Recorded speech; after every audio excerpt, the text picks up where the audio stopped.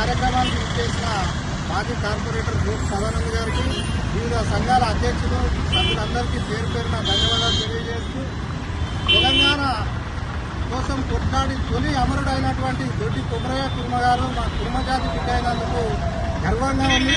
అతని జయంతి మొత్తానికి గవర్నమెంట్ అధికారికంగా నిర్వహిస్తున్నందుకు మా కుర్మపురం తరఫున ప్రత్యేక ధన్యవాదాలు తెలియజేస్తున్నాం.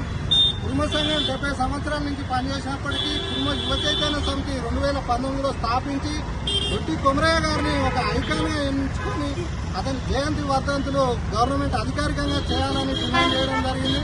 దానికి స్పందించిన గత ప్రభుత్వం తెలంగాణ తొలి అమరుడైనటువంటి దొడ్డి కొమరయ్య గారి జయంతి వర్ధంతులను అధికారికంగా నిర్వహించడం జరుగుతుంది. కేవైసీఎస్ స్థాపించిన తర్వాత తెలంగాణలో సుమారు 50 విగ్రహాలు కూడా మేము ఏర్పాటు చేయడం జరిగింది. ఈ దొడ్డి కొమరయ్యను వెలుగులోకి తేవడంలో కేవైసీఎస్ పాత్ర మరవలేనిది, జరిగిపోయిందని ఈ సందర్భంగా తెలియజేస్తూ ప్రభుత్వం అధికారికంగా గుర్తించడం సంతోషకరం. అయినా వరంగల్లో ఏర్పాటు చేయబోయే ఎయిర్పోర్ట్కు దొడ్డి కొమరయ్య గారి పేరును పెట్టి అంతర్జాతీయంగా తన త్యాగాన్ని గుర్తు చేయాల్సిన అవసరం ఉంది.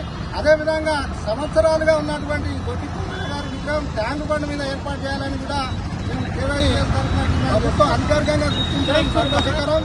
అయినా వరంగల్లో ఏర్పాటు చేయబోయే ఎయిర్పోర్ట్కు దొడ్డి కొమరయ్య గారి పేరును పెట్టి అంతర్జాతీయంగా తన త్యాగాన్ని గుర్తు చేయాల్సిన అవసరం ఉంది. అదేవిధంగా సంవత్సరాలుగా ఉన్నటువంటి దొడ్డి కొమరయ్య గారి విగ్రహం ట్యాంక్ బండ్ మీద ఏర్పాటు చేయాలని కూడా మేము కేవైసీఎస్ తరఫున డిమాండ్ చేస్తాం. జై కుర్మ.